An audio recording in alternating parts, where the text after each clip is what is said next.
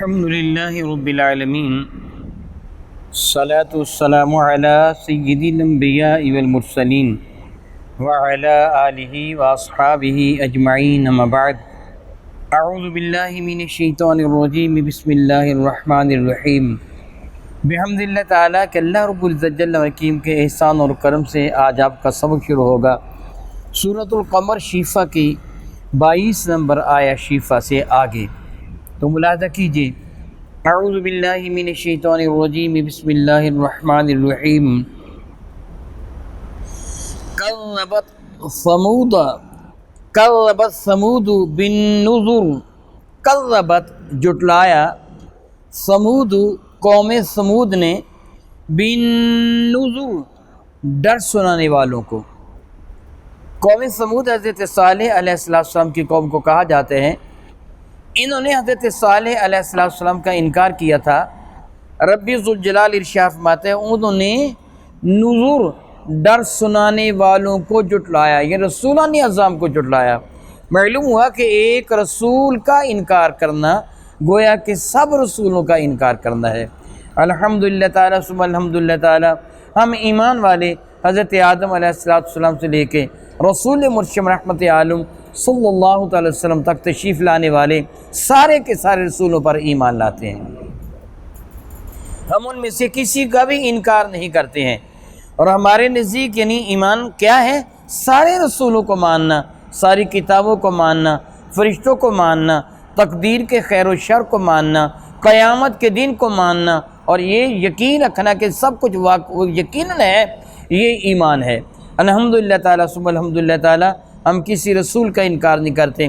قوم ثمود نے حضرت صالح علیہ السلام کے انکار کر کے گویا سارے رسولوں کا انکار کر دیا۔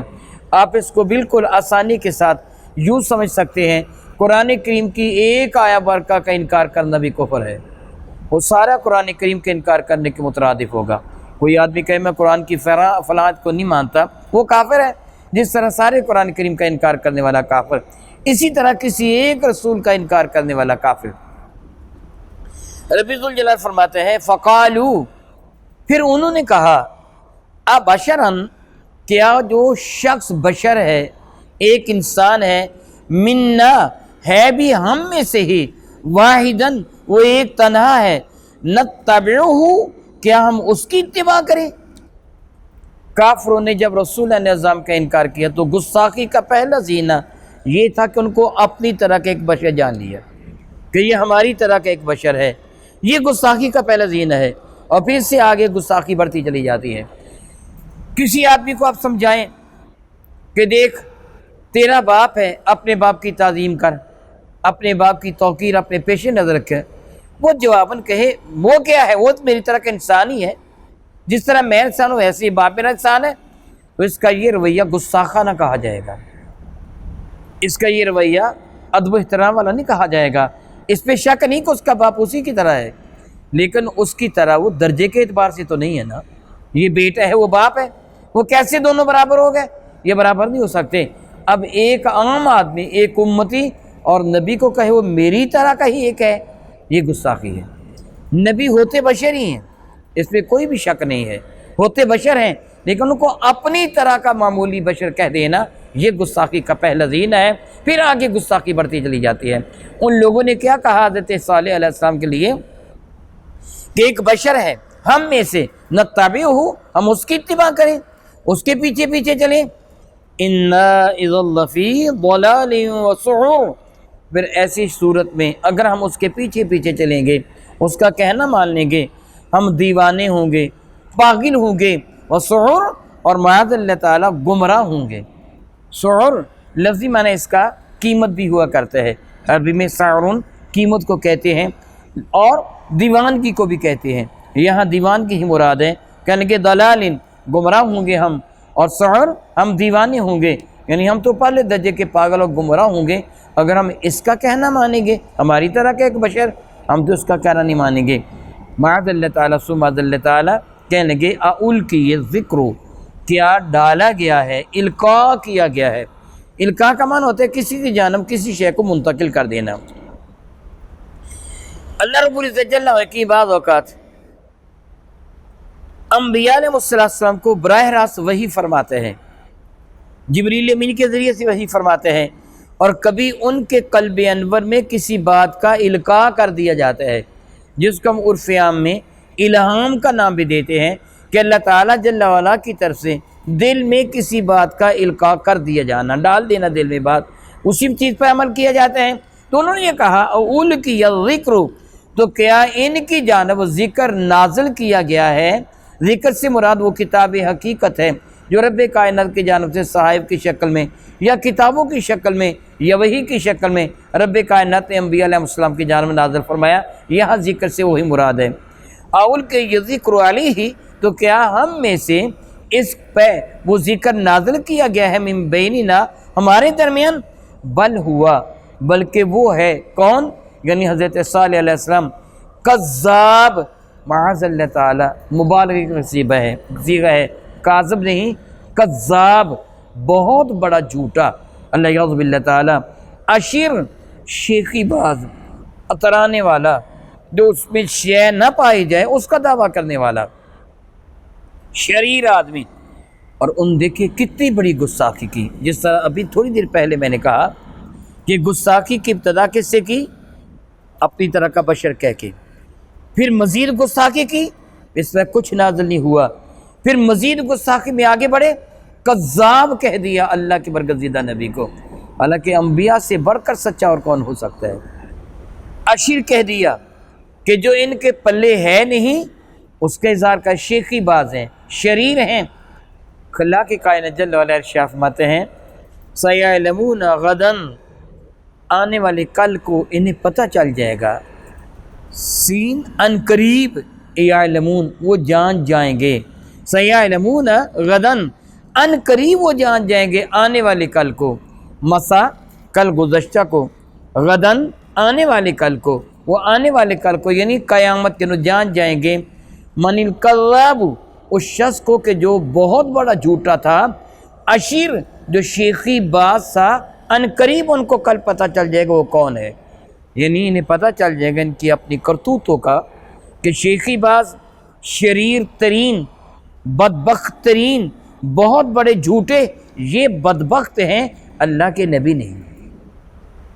تو ہر ایک بات سے سچے ہیں، اللہ تعالیٰ کے نبی اپنی مرضی سے تو کچھ نہیں کہا کرتے، وہ تو رب کائنات جل وعلا کی جانب سے جو ان کو القاء کیا جاتا ہے، جو بتایا جاتا ہے، جو وہی نازل کی جاتی ہے، زمانے کے سامنے اسی چیز کا اظہار کرتے ہیں، یہ عمل کرو، یہ عمل نہ کرو، جسی بات کا حکم دیتے ہیں کہ یہ عمل کرو تو اللہ کے حکم کے تحت دیتے ہیں، اور کسی بات سے منع کرتے ہیں اس سے رک جاؤ تو اللہ کے حکم کے تحت فرماتے ہیں۔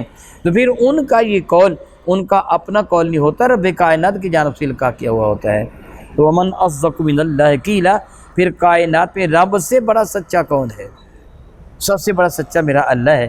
اللہ کے بعد انبیاء علیہ السلام سچے ہیں۔ اللہ کے کائنات جل وعلا ارشاد فرماتے ہیں ان مرسل الناقۃ، بے شک ہم بھیجنے والے ہیں ایک اونٹنی کو، ناقہ اونٹنی کو کہتے ہیں، ناقۃ اونٹنی۔ حضرت سیدنا صالح علیہ السلام نے جب اپنی قوم کو رب کائنات کی توحید کی جانب بلایا اور یہ ارشاد فرمایا کہ میں اللہ تعالیٰ کا برگزیدہ رسول ہوں، اللہ کے کائنات جل وعلا نے مجھے تمہاری جانب بھیجا ہے، میں اللہ کا نمائندہ ہوں، رب کائنات کی جانب سے خلیفہ ہوں، یعنی اللہ تعالیٰ جل وعلا نے مجھے اپنا نائب بنا کے بھیجا ہے۔ تو انہوں نے کہا کہ اگر تو واقع ہی رب کا نائب ہے، واقع ہی رب کائنات کی جانب سے نمائندہ بن کے آیا ہے، پھر تیرے اندر طاقت بھی تو ہوگی نا، کہ جو اصل کی طاقت نمائندہ میں کچھ نہ کچھ تو ہوتی ہے نا۔ اگر تو واقع ہی رب کا بھیجا ہوا ہے پھر ہمیں کو معجزہ دکھا۔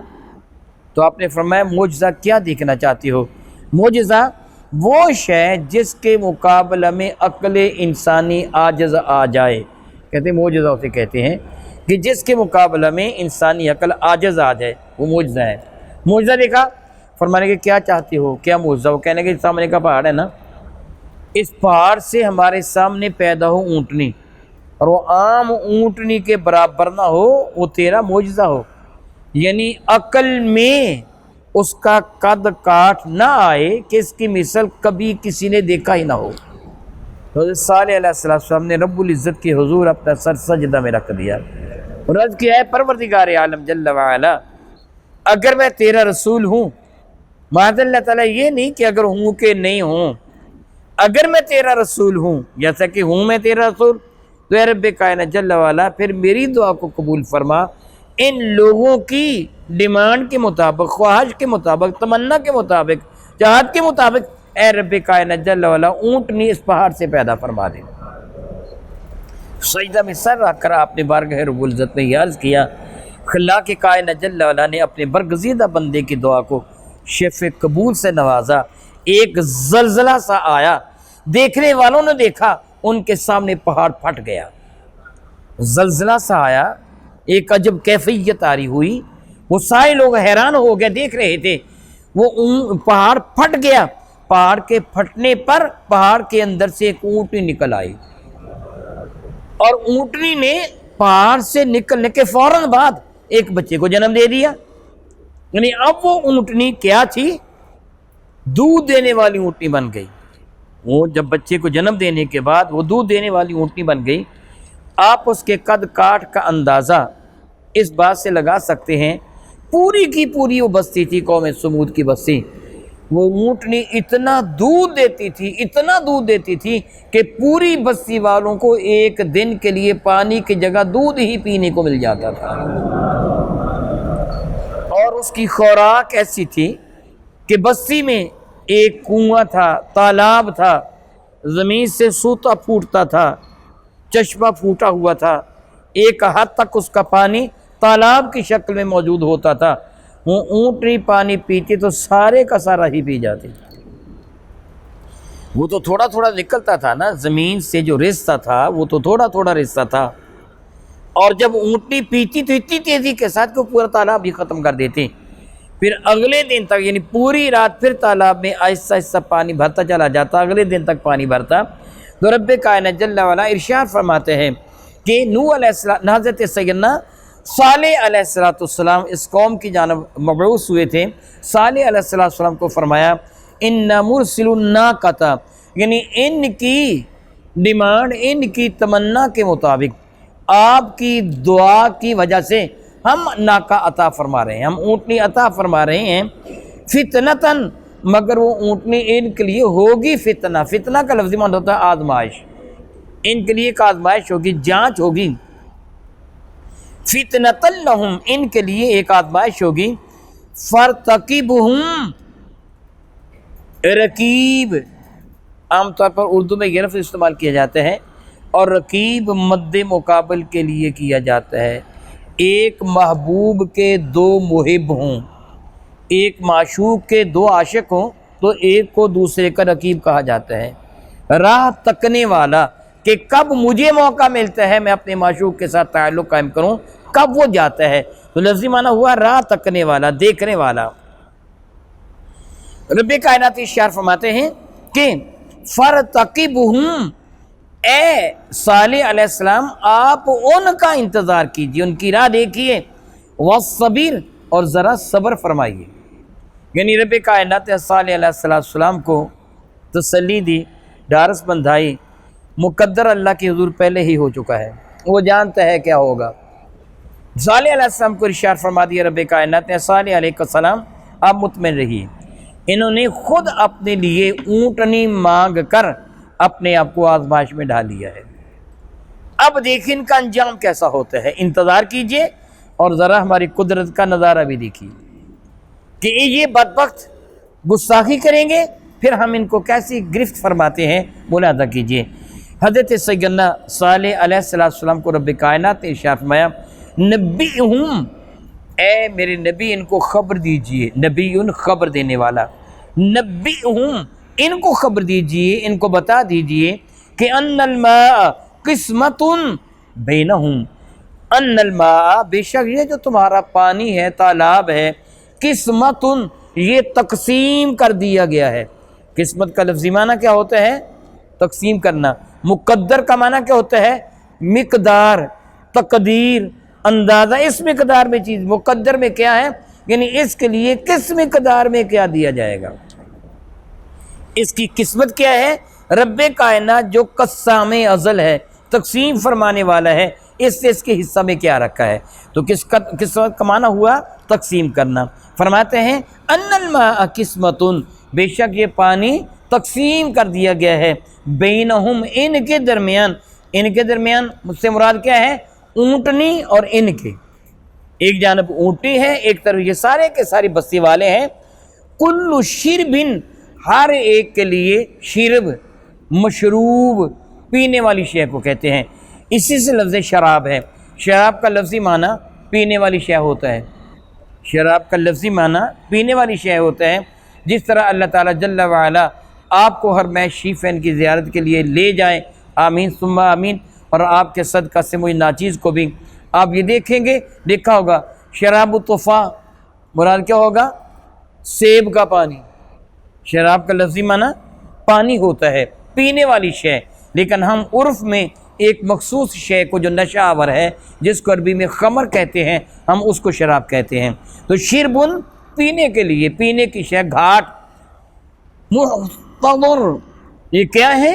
حاضر کیا گیا، یعنی تقسیم کر دیا گیا ہر ایک کے لیے پینے کا دن۔ ایک دن قوم پیے گی، ایک دن تنہا اونٹنی پیے گی۔ پھر وہ یوں کرتے کہ اگر آج اونٹنی نے پانی پینا ہے تو اونٹنی آج اتنا دودھ بھی دے گی کہ پوری بستی والوں کے برتن دودھ سے لبالب بھر جائیں گے، وہ سارا دن اونٹنی کا دودھ پئیں گے۔ اگلے دن پھر پانی تالاب سے بھرا ہوگا، ان کو اجازت ہے تم پانی لے لو، وہ پانی لے لیتے تھے، اپنے ہاں جمع کر لیتے تھے، کل کے لیے جمع کر لیتے تھے۔ جس طرح ہمارے یہاں بھی ایسے روزانہ تو ہم پانی نہیں بھرتے ہیں نا، آج کا پانی بھرا ہوا کئی دن بعد اوقات چل جاتا ہے، آنے والی کل کے لیے آج پانی سنبھال لیتے تھے۔ دودھ اضافی طور پر، نعمت کے طور پر ان کو رب کائنات جل وعلا کی رحمت سے عطا کر دیا جاتا تھا۔ خلا کے کائنات جل وعلا ارشاد فرماتے ہیں فنادوا صاحبہم، پھر انہوں نے پکارا اپنے صاحب کو، اپنے ساتھی کو، یعنی جب یہ صورتحال ہو گئی کہ ایک دن اونٹنی سارے کا سارا پانی پی جاتی، انسان اپنی کل کے لیے تو پانی سنبھال لیتا، مگر ڈوڑ ڈنگروں کے لیے تو اتنا پانی جمع نہیں کیا جا سکتا تھا۔ ایک خبیث قسم کی خاتون تھی جس کی بہت ساری بکریاں تھیں، ظاہر ہے کہ ایک دن پانی ملتا تھا، بکریوں کو ایک دن نہیں ملتا تھا۔ اس نے کیدار نام میں یہ خبیث آدمی کو اپنی بیٹی کی پیشکش کی، بیٹی اس کی بہت خوبصورت تھی، اسے کہا کہ میں اس کی شادی تیرے ساتھ کر دوں گی بشرطے کہ تو صالح علیہ السلام کی اونٹنی کو قتل کر دے۔ الیاذ باللہ تعالیٰ ثم الیاذ باللہ تعالیٰ۔ دوسرے لوگ بھی اس کے معاون بن گئے۔ ان بدبختوں کو اس بات کا حیا نہ آیا کہ پینے کے لیے پانی تو کل کے لیے جمع کر لیتی تھی وہ، اور دودھ اضافی طور پر ان کو مل جاتا تھا، اور صالح علیہ السلام نے ان کو پہلے فرما دیا تھا اللہ تعالیٰ کے حکم کے ساتھ، خبردار خبردار، برائی کی نیت سے اونٹنی کو مس بھی نہ کرنا، ہاتھ بھی نہ لگانا۔ اگر برائی کی نیت نہ ہو تو آؤ اونٹنی کے پاس، اس کے ساتھ جس طرح جی چاہے دودھ اس کا نکالو، اس کو پانی پلاؤ، دو، آگے پیچھے لے جاؤ، کوئی حرج نہیں ہے، لیکن برائی کی نیت کے ساتھ اس کو نہ چھونا۔ اگر برائی کی نیت کے ساتھ چھوؤ گے تو اللہ تعالیٰ کا عذاب آ جائے گا۔ ان ابکارون نے بالاتفاق اس اونٹنی کو قتل کرنے کا ارادہ کیا۔ کیدار نامی شخص کو مقرر کیا گیا، اس نے تلوار لے کر اونٹنی کی پچھلی ٹانگوں پر حملہ کیا اور اونٹنی بلبلا کے بیٹھ گئی۔ پھر ان بدبختوں نے حملہ کر کے اونٹنی کو قتل کر دیا۔ اللہ یعوذ باللہ تعالیٰ ثم اللہ یعوذ باللہ تعالیٰ۔ رب کریم فرماتا فنادوا صاحبہم، انہوں نے پکارا اپنے ساتھی کو، فتعتا فعقر، پس اس نے حملہ کیا اور کونچے کاٹ دی، اس کی پچھلی ٹانگوں کو کاٹ دیا۔ پھر رب کریم جل حکیم کی جانب سے ان پر عذاب آیا۔ اللہ یعوذ باللہ تعالی ثم اللہ یعوذ باللہ تعالی۔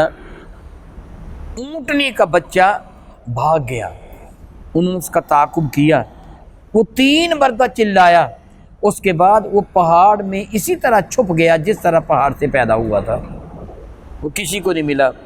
جب اونٹنی قتل کر دی گئی تو اب رب کائنات جل اللہ کا عذاب ان پہ آ گیا۔ حضرت صالح علیہ السلام کو بتایا گیا، پتہ چل گیا اونٹنی قتل کر دی گئی ہے، تو آپ نے فرمایا بدبختو، تم نے اپنے لیے اللہ کے عذاب کو دعوت دے دی ہے۔ بچہ کدھر گیا؟ انہوں نے بتایا جی وہ جنگل کی جانب بھاگ گیا تھا، اسی پہاڑوں کی جانب جہاں سے اونٹنی پیدا ہوئی تھی، اور معلوم نہیں پہاڑوں میں کہاں گم ہو گیا۔ 3 مرتبہ وہ چیخا تھا، فرمایا پھر 3 دن ہیں تمہارے پاس، آج کا، کل کا اور پرسوں کا، پھر تمہاری ہلاکت و بربادی آ جائے گی۔ اللہ تعالیٰ نے ان کو توبہ کی توفیق ہی نہ دی۔ وقت تو ملا 3 دن کا، مگر توبہ کی توفیق میسر نہ آئی۔ پھر تیسرے دن حضرت سیدنا جبریل امین کی ایک چیخ نے، ایک ڈانٹ نے، ایک ڈپٹ نے پوری قوم کو ہلاک و برباد کر کے رکھ دیا۔ پھر ان کا انجام کیا ہوا؟ رب کائنات جل وعلا ارشاد فرماتے ہیں فَكَيْفَ كَانَ عَذَابِي وَنُذُرُ۔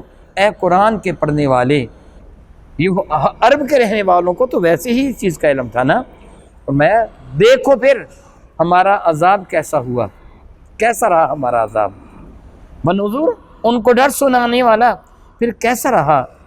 اِنَّا أَرْسَلْنَا عَلَيْهِمْ صَيْحَةً وَاحِدَةً، بے شک ہم نے ان پر صیحۃ، چنگھاڑ کو، بجلی کی کڑک کو بھی صیحۃ کہتے ہیں، چنگھاڑ، جھڑک، صیحۃ واحدۃ، وہ ایک جھڑک تھی، فَكَانُوا، ایک ہی جھڑک کو پا کر ان کی حالت کیا ہوگی؟